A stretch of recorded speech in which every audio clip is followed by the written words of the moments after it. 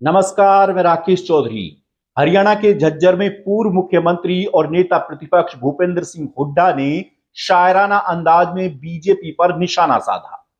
हुड्डा ने मनरेगा योजना का नाम बदले जाने को लेकर न केवल सरकार की नीयत पर सवाल उठाए, बल्कि एक शायरी के जरिए मुख्यमंत्री नायब सिंह सैनी की ओर इशारा कर तंज भी कसा। डाल डाल दर्द, इसका मतलब सारा समाज सोते जरूर डाल डाल दर्द। हे माली यूं तो बता, ना हे चमन यूं तो बता, तेरा माली कौन है? तेरा माली कौन है? चंडीगढ़ में है या दिल्ली में है? ये एक फूल दो माली है। हुड्डा ने कहा कि बीजेपी की राजनीति सिर्फ नाम बदलने तक सीमित रह गई है।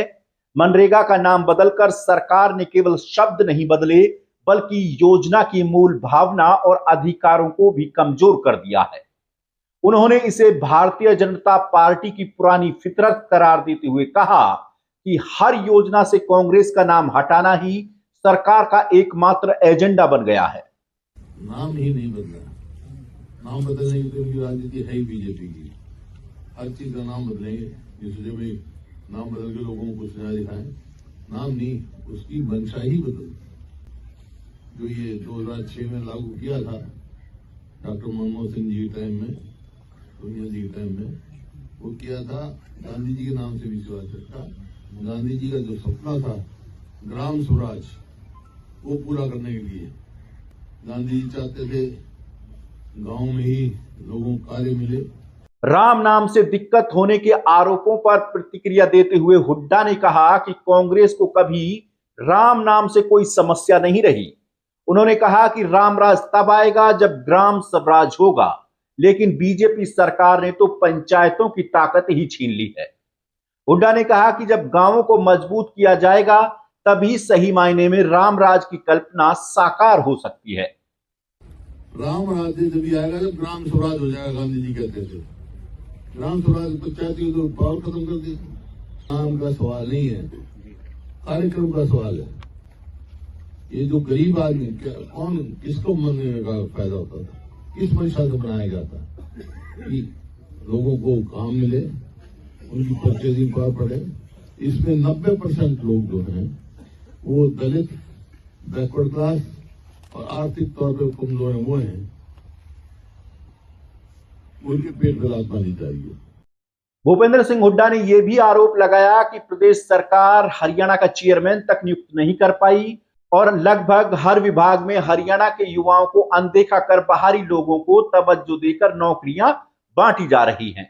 इस सरकार को हरियाणा पब्लिक सर्विस का चेयरमैन भी हरियाणा का नहीं मिल रहा है, और यही कारण है कि आप देखें कोई पोस्ट लगा ले आप।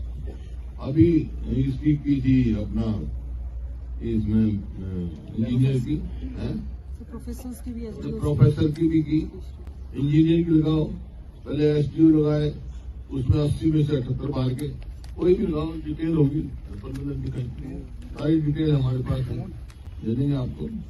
कोई भी मतलब ये है, ऐसा प्रतीत होता है कि हरियाणा में पढ़े लिखे नहीं है। अरे यूपीएससी के तो टेस्ट क्लियर कर रहे हैं हरियाणा वासी, एचपीएससी के नहीं करेंगे।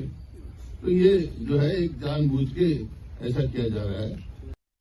यही नहीं, हुड्डा ने नायब सरकार को कानून व्यवस्था के मुद्दे पर भी जमकर घेरा। हुड्डा ने कहा कि हरियाणा में हालात बेहद चिंताजनक हैं। सरेआम फिरौती मांगी जा रही है, लूटपाट हो रही हैं और हत्याएं की जा रही हैं। हुड्डा ने दावा करते हुए कहा कि प्रदेश के अंदर अपराधियों के करीब 50 गैंग सक्रिय हैं।